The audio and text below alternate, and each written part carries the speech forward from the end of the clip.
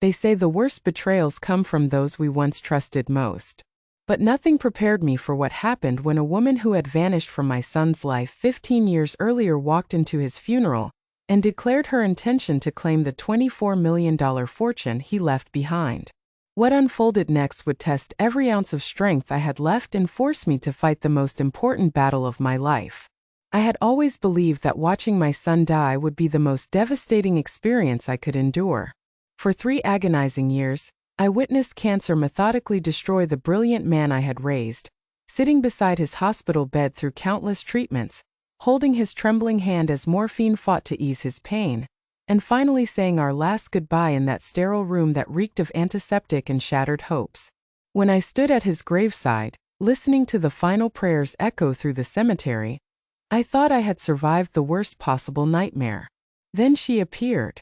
Isabella Reeves materialized like a dark specter from our past, clicking across the chapel floor in her stiletto heels, dressed in an expensive black suit that screamed calculation rather than grief. This was the same woman who had abandoned David when his first diagnosis arrived with a mountain of medical bills, who had disappeared without a trace when hope seemed distant and death felt close, who had never once contacted him during those final torturous months. Yet here she stood before a room full of genuine mourners, boldly announcing her claim to inherit everything my son had worked so hard to build. That moment taught me that some wounds cut deeper than death itself, and some wars begin precisely when you believe all fighting has ended. Today I want to share with you exactly what happened next, because this story isn't just about money or legal documents. It's about truth, loyalty, and the lengths a mother will go to protect her child's legacy from those who would exploit it. David Chin had been my entire world for 34 years. After his father passed when David was just 12, it became just the two of us against everything life could throw our way. We navigated his teenage years together, celebrated his acceptance to Stanford, and watched him build a successful tech company that specialized in medical applications. When the cancer diagnosis arrived like a thunderbolt 3 years before his death, I made the decision to step away from my teaching career and devote myself entirely to his care. Every radiation appointment, every surgery, every sleepless night when the pain medication couldn't keep up with his suffering, I was there beside him, just as I had always been. Isabella, on the other hand, had been absent for 15 long years. When David's first bout with illness had arrived in his early 20s, she had made her priorities crystal clear. The mounting medical expenses, the uncertain prognosis, the exhausting cycle of treatments, none of it aligned with the glamorous life she had envisioned for herself. She filed for divorce without warning, signed away all claims to any future assets, and vanished from our lives completely. David spent years rebuilding himself emotionally after her abandonment, eventually finding success and even a measure of peace. He never remarried, focusing instead on his work and the close relationship he maintained with me. But now, with David barely cold in his grave, Isabella had returned like a vulture circling fresh carrion. Her dramatic entrance at the funeral wasn't spontaneous grief, it was a calculated performance designed to establish her presence and stake her claim before anyone could react. She had even brought along a nervous young attorney named Anthony Brooks, who clutched a folder of hastily prepared documents and spoke about marital rights and survivor benefits with the confidence of someone who hadn't bothered to research the actual facts. What Isabella didn't realize was that I had been preparing for this possibility for months. David and I had discussed his concerns about her potential return during one of our late-night conversations in the hospital. He had made his intentions absolutely clear, updating his will and taking every legal precaution to ensure his wishes would be respected. Eleanor Walsh, my attorney and longtime friend, had helped us create an ironclad estate plan that left no room for misinterpretation or manipulation. When I finally turned to face Isabella in that chapel, I felt no anger, only a cold determination to honor my son's memory. Her confident smirk faltered slightly when I spoke, my voice steady and controlled. "You are not his wife. Not anymore." The silence that followed was deafening as Eleanor stepped forward and presented the officiant with certified copies of the divorce decree, complete with Isabella's notarized signature waiving all future claims to David's assets. The document had been finalized over a decade earlier, and there wasn't a single loophole Isabella could exploit. I watched the color drain from her face as reality began to sink in. She had gambled everything on the assumption that I would be too grief-stricken to mount an effective defense, that her dramatic funeral appearance would somehow legitimize her claim in the eyes of witnesses and the community. Instead, she found herself publicly humiliated in front of everyone who had genuinely loved and supported David through his final years. But Isabella wasn't ready to surrender her quest for David's fortune. As I left the chapel that day, I knew this confrontation was merely the opening salvo in what would become a much larger battle. She had tasted the possibility of claiming $24 million, and that kind of money makes people desperate enough to try anything. The next morning brought a flood of phone calls from relatives, neighbors, and acquaintances who had witnessed the funeral drama. Some offered genuine support and sympathy, while others seemed more interested in gossip and speculation. I refused to engage with the rumor mill, instead focusing my energy on the legal and practical matters at hand. Eleanor and I met at her downtown office to review our strategy and prepare for whatever Isabella might attempt next. The meeting took place in a secure conference room where Eleanor had assembled David's complete estate documentation. His updated last will and testament, signed just 9 months before his death, left every asset to me without exception.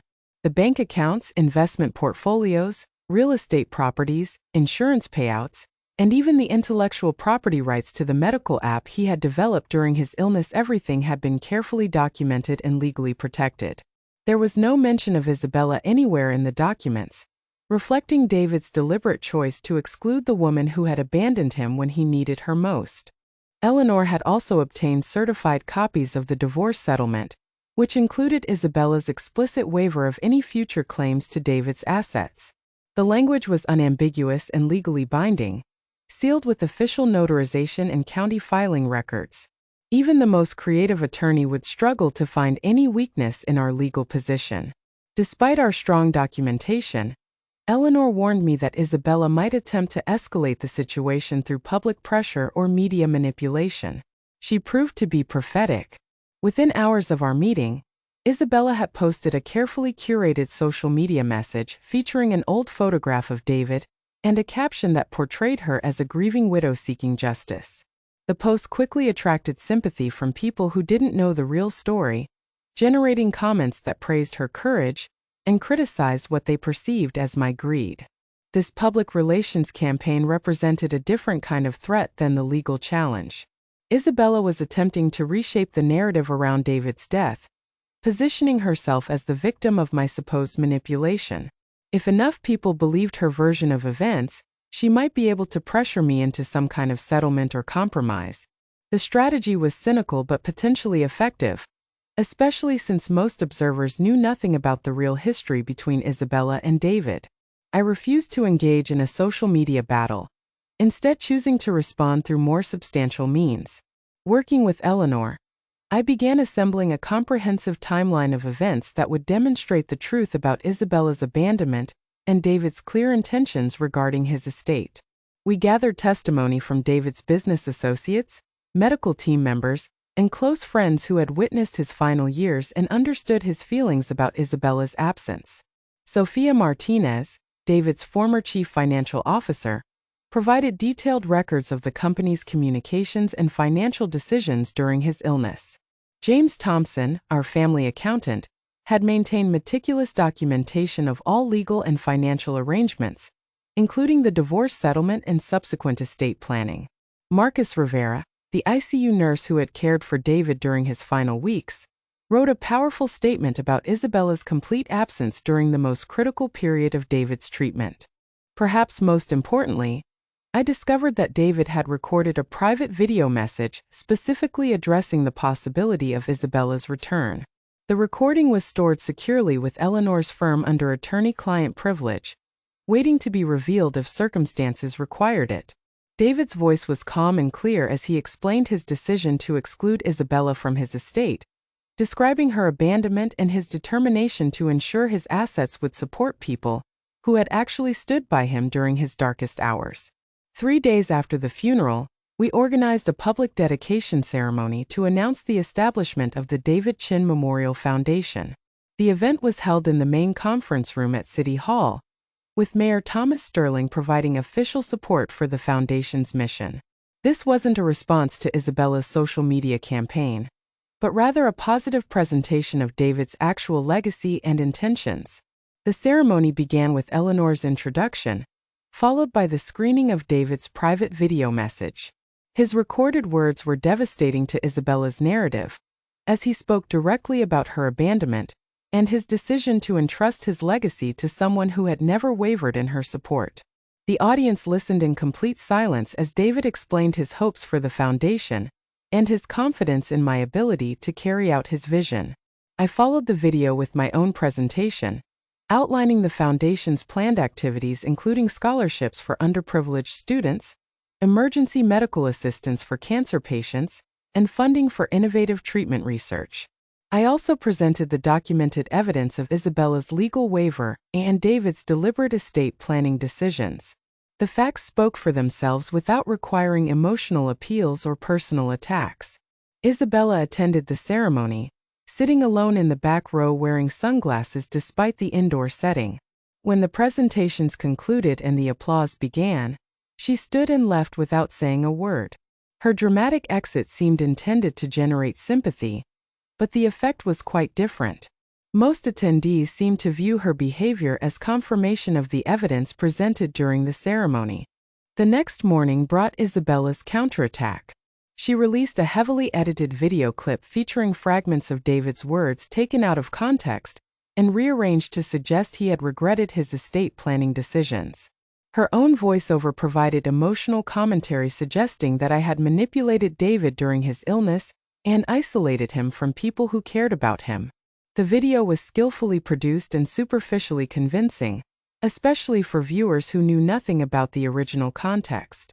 This escalation marked a turning point in our conflict. Isabella was no longer simply making legal claims, she was actively fabricating evidence and spreading lies designed to destroy my reputation and David's memory. The gloves were officially off, and I realized that defeating her would require more than just legal documentation. It would require a comprehensive campaign to expose her deception and protect the truth about David's life and legacy. Eleanor had anticipated this possibility and was ready with our response. We immediately released the complete, unedited video from which Isabella had extracted her misleading fragments. The contrast was stark and damning, clearly revealing how she had manipulated David's words to create a false impression. We also distributed additional documentation, including email exchanges where David had expressed his frustration with Isabella's attempts to reconnect with him for financial rather than emotional reasons. The revelation of Isabella's deception triggered a swift public backlash. Several media outlets that had initially sympathized with her story published retractions and corrections. Community blogs removed her manipulated video content and posted side-by-side comparisons showing how she had distorted the evidence. The careful reputation she had been building crumbled within hours of our counter-revelation. But Isabella wasn't finished fighting. 3 days later, she filed a formal motion contesting David's will in probate court. Her legal team claimed that David had lacked mental capacity when he made his final estate planning decisions, and that I had exercised undue influence over him during his illness. They portrayed me as a controlling and manipulative woman who had isolated David from his former relationships and coerced him into excluding Isabella from his inheritance. Reading their accusations felt like being stabbed with words. These lawyers, who had never met David or witnessed our relationship, were describing me as a ruthless opportunist who had exploited my son's vulnerability for personal gain. They claimed I had been overbearing and controlling, using David's illness as leverage to secure his fortune for myself. The irony was breathtaking. They were accusing me of the exact behavior Isabella had demonstrated by abandoning David and then returning only when money was at stake. I spent that evening alone at my kitchen table, the same spot where David and I had shared countless conversations throughout his life. I remembered helping him with homework assignments, discussing his college applications, and later planning his medical treatments and business decisions. Every major moment of his life had involved both of us working together as a team. The suggestion that I had somehow manipulated or controlled him was not just false, It was a fundamental misunderstanding of the relationship we had built over 34 years. Eleanor prepared our response with characteristic thoroughness. We assembled sworn statements from everyone who had interacted with David during his final years, including medical professionals, business associates, and personal friends. Each testimony painted the same picture. David had been mentally sharp and emotionally stable right up until his death, making his own decisions with full awareness of their implications. There was no evidence of confusion, coercion, or diminished capacity at any point during his illness. We also included David's private correspondence from his final months, including email exchanges where he had explicitly discussed his concerns about Isabella and his determination to prevent her from benefiting from his death. In one particularly revealing message to his business partner, David had written, "She contacted me again yesterday, asking about the IPO status but not once mentioning my health or treatment. I'm tired of pretending that people care when they clearly don't. I don't have the energy for fake relationships anymore." The legal battle intensified over the following weeks, as both sides prepared for what promised to be a contentious court hearing. Isabella continued her public relations campaign, giving interviews to local media outlets and portraying herself as a devoted wife who had been unfairly excluded from her husband's legacy. She shared carefully selected photographs from their brief marriage and spoke eloquently about love, loss, and the importance of honoring David's memory. However, her narrative was beginning to lose credibility as more people learned about the documented evidence against her claims. The timeline of her abandonment, the legal waiver she had signed, and David's explicit statements about his intentions created a factual foundation that no amount of emotional manipulation could overcome. Truth has a weight that fiction cannot match, even when the fiction is professionally crafted and emotionally appealing. Judge Patricia Morrison ultimately scheduled a hearing to review Isabella's motion and determine whether there was sufficient evidence to proceed with a formal trial. The hearing would focus on the medical evidence regarding David's mental capacity and any documentation related to potential undue influence. Eleanor was confident in our position, but she warned me that Isabella might use the hearing as another opportunity for public theater. I spent the days leading up to the hearing continuing my work with the foundation, meeting with potential scholarship recipients and reviewing grant applications. The foundation was already making a real difference in people's lives, funding medical research and providing financial assistance to families dealing with cancer diagnoses. This was David's actual legacy, the positive impact his resources could have when directed toward meaningful causes rather than personal enrichment. The hearing itself was a methodical dismantling of Isabella's claims. Judge Morrison reviewed each piece of evidence with careful attention to detail, comparing the allegations against the documented facts.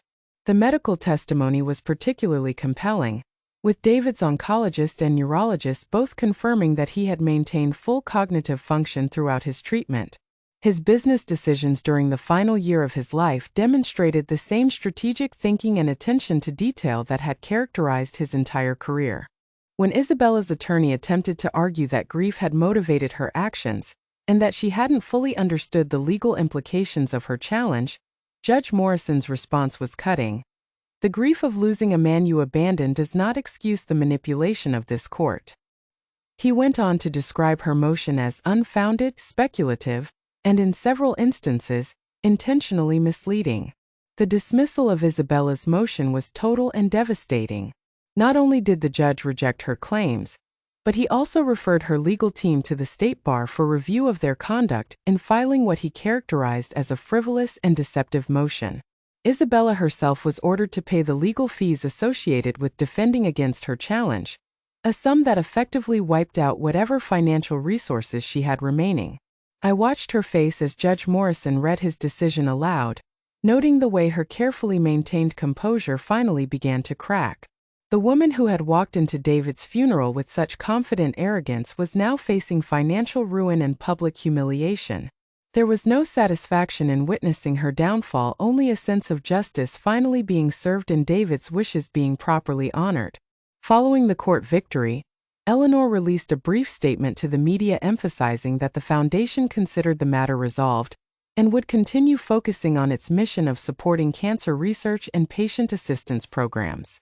We avoided any triumphant language or personal attacks, instead maintaining the dignified approach that had characterized our entire response to Isabella's challenge.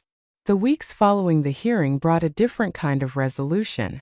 Isabella's social media accounts went silent, her media appearances ceased, and she seemed to disappear from public view as completely as she had vanished from David's life 15 years earlier. Eleanor eventually learned that Isabella had relocated to another state, apparently taking a job with a small company far from the community where her reputation had been so thoroughly damaged. I felt no particular emotion upon learning of Isabella's departure. Her presence had been an unwelcome interruption to the grieving process and a distraction from the important work of building David's foundation. With her gone, I could focus entirely on honoring his memory through positive action rather than defensive legal maneuvering. The foundation's first year exceeded even David's ambitious expectations. We awarded full scholarships to 12 deserving students from underserved communities, provided emergency financial assistance to 17 families dealing with cancer diagnoses, and funded 3 innovative research projects focused on improving patient care and treatment outcomes. The memorial garden behind the local technology center was completed ahead of schedule, featuring a beautiful meditation space where visitors could reflect on the importance of scientific innovation in service of human healing. Dr. Linda Park, whom we had recruited as the foundation's executive director, proved to be an exceptional leader with a vision that extended far beyond David's original plans. Under her guidance, we developed partnerships with major medical centers to pilot the symptom tracking application David had designed during his final months. Early testing results showed significant improvements in patient engagement and treatment compliance, suggesting that David's final project would have lasting impact on cancer care. Late at night, when I review grant applications and financial reports in the quiet of my home office, I often find myself talking to David. Not in any supernatural sense, but in the way we carry forward conversations with people whose voices remain important to us. I tell him about the students we've helped, the families we've supported, and the research breakthroughs we've funded. I share updates about the Foundation's growing influence and the recognition his work is receiving from medical professionals and technology experts. Most importantly, I remind him that his choice to trust me with his legacy was the greatest honor of my life. Every decision I make on behalf of the Foundation is guided by a simple question: what would David want? Not the David who was weakened by illness or angered by Isabella's betrayal, but the David who believed technology should serve humanity, who wanted to use his resources to solve problems and ease suffering, and who understood that true dignity comes from helping others rather than accumulating wealth. The Foundation published its first annual report last month, documenting our impact and outlining our plans for continued growth. 47 pages of detailed information about scholarships, research grants, patient assistance programs, and collaborative partnerships with medical institutions. The dedication page features a quote from one of David's final emails. If we can make even one person's difficult journey a little easier, then everything we've built will have been worth it. Isabella Reeves is not mentioned anywhere in those pages, not because I wanted to erase her from history, but because she was never part of the story that truly mattered. The story that mattered was about love that persists through difficulty, strength that endures beyond death, and the choice to use resources for constructive rather than selfish purposes. That story continues every day through the Foundation's work, every scholarship awarded, every family supported, every research breakthrough funded. I am Margaret Chun, not defined by the legal battle I was forced to fight, but by the trust David placed in me to carry forward his vision. The $24 million Isabella tried to steal has become something far more valuable than money. It has become a tool for healing, education, and hope. Every morning when I arrive at the Foundation office and see David's photograph on the wall beside our mission statement, I am reminded that the best way to honor someone's memory is not to fight over what they left behind, but to build upon what they believed in. This story isn't really about Isabella's greed or my determination to stop her. It's about the difference between those who stay and those who leave, those who build and those who take, those who honor legacy through action and those who exploit it for personal gain. David made his choice clear, and I have spent every day since his death proving that his faith in me was justified. If this story resonated with you and you'd like to hear more real stories about resilience, justice, and family bonds, I'd appreciate it if you could subscribe to our channel. Your support helps us continue sharing these important experiences that remind us all about what truly matters in life. Margaret Chen, that's who I am. Not the grieving mother who lost a legal battle, but the woman David chose to carry his vision forward. And every day I choose to be worthy of that trust.